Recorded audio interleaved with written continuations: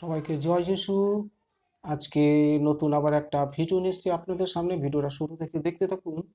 আজকের কন্টেন্টটা হয়েছে যে সময় হলে ঈশ্বরের কাছ থেকে সব পাবে।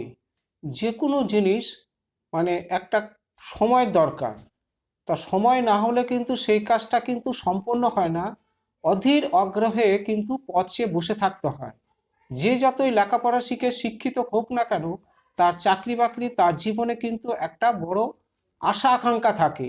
বা কেউ যদি জমি জায়গা চাষাবাদ করে, সেও কিন্তু ফসল বুনে আশা বসে থাকে যে আমার জমিতে ভালো ধান হবে, আমি কিন্তু একদিন এই ধান কেটে মাথায় বয়ে বাড়িতে নিয়ে আসবো। সমস্ত কাজেই কিন্তু আশা আকাঙ্ক্ষা উদ্দীপনা নিয়েই কিন্তু মানুষ চলে। এরই নাম কিন্তু জীবন। তাই ঈশ্বরের উপর আস্থা ভরসা বিশ্বাস রাখতে হবে এবং প্রভুর উপরে মানে বিশ্বাস রেখে তার কর্মগুলো করে যেতে হবে। তাহলেই আমাদের জীবনে চাওয়া পাওয়া সমস্ত কিছু কিন্তু ঠিক ঠিক সময়ে আমরা প্রাপ্ত হব। তাই এখানে যিশু বলেন যে শুনুন, ঈশ্বর জগৎকে এত ভালোবাসলেন যে তার একমাত্র পুত্রকে তিনি দান করলেন। ঈশ্বর একমাত্র পুত্রকে পবিত্র আত্মার মাধ্যমে এই পৃথিবীতে পাঠালেন, যেন যে কেউ তাহাতে বিশ্বাস করে সে বিনষ্ট না হয় কিন্তু অনন্ত জীবন পায়। ঈশ্বর মানুষকে দোষী করার জন্য তার পুত্রকে কিন্তু পাঠায়নি, যাতে এই জগতের মানুষ প্রভু যিশুর মাধ্যমে পরিত্রাণ প্রাপ্ত হয় এবং সমস্ত দুঃখ কষ্ট রোগ ব্যাধি এবং পাপ অপরাধ থেকে যেন মুক্তি পায়, বা বরং যেন সেই পুত্রের দ্বারা পাপ থেকে উদ্ধার পায়, সেই জন্য তিনি তাকে পাঠিয়েছিলেন। যে সেই পুত্রের উপর বিশ্বাস করে তার কোনো বিচার হয় না। পুত্র প্রভু যিশুকে যে কেউ বিশ্বাস করবে তার এই জীবনে কখনো কোনোদিন কেউ তার বিচার করতে পারবে না। কিন্তু বিশ্বাস যে করে না তার বিচার করা হয়, কারণ সে ঈশ্বরের একমাত্র পুত্রের ওপরে বিশ্বাস করেনি। কারণ এটা যোহন অধ্যায়ে কিন্তু স্পষ্ট লেখা আছে।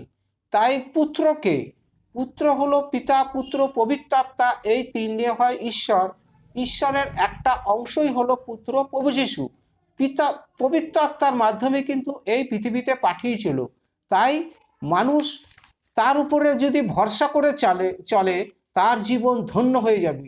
সে জীবনে যে যতই গরিব হোক না কেন, যতই দিন দুঃখী হোক না কেন, আর যত নিচু কাজই করুক না কেন, সে যদি প্রভুকে প্রভু বলে ডাকে, প্রভুকে বিশ্বাস করে, প্রভুর উপর আস্থা ভরসা রেখে সে চলতে থাকে, তার জীবনে সাফল্য আসবেই আসবে। তার জীবনে নিষ্ফল কোনোদিনই হবে না।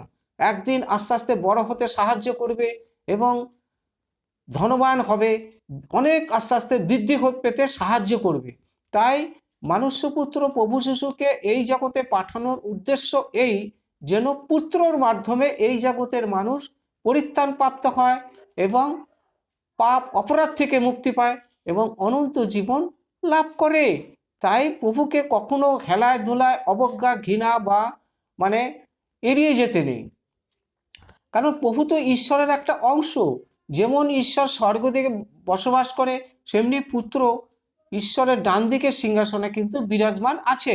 পুত্র কিন্তু জীবিত ঈশ্বর, কারণ প্রভু যীশু ঈশ্বর একটা অংশ। হালেলুয়া। তাই মনুষ্যকুলে জন্ম নিলে মানুষের জীবনে অনেক আশা আকাঙ্ক্ষা উদ্দীপনা থাকে। সমস্ত কিছু কিন্তু বাস্তবে রূপায়ণ করতে একটা সময় লাগে, দিনক্ষণ লাগে, তারিখ লাগে। সেই সময়টার জন্য আমাদেরকে অধীর আগ্রহে পথে অপেক্ষা করতে হয় যে হে প্রভু ঈশ্বর, তুমি আমার অন্তরে মানে আমার জীবনে আসো, আমাকে পাপ থেকে অপরাধ থেকে মুক্তি করো এবং আমি যে লেখাপড়া শিখে বড় হচ্ছি, আমি যেন ভালো একটা কর্মসংস্থানের ব্যবস্থা করতে পারি।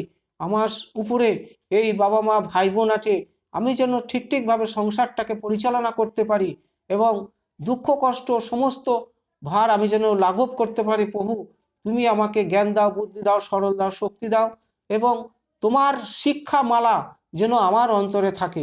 এইভাবে প্রভুর কাছে কাকুতি মিনতি করে প্রার্থনা করতে করতে প্রভু স্বর্গ থেকে ঠিক আমাদের প্রতি সহৃদয় হবে, দৃষ্টিপাত করবে এবং আমাদের প্রতি করুণাবিষ্ট হয়ে মঙ্গলময় আশীর্বাদ আর প্রদান করবে।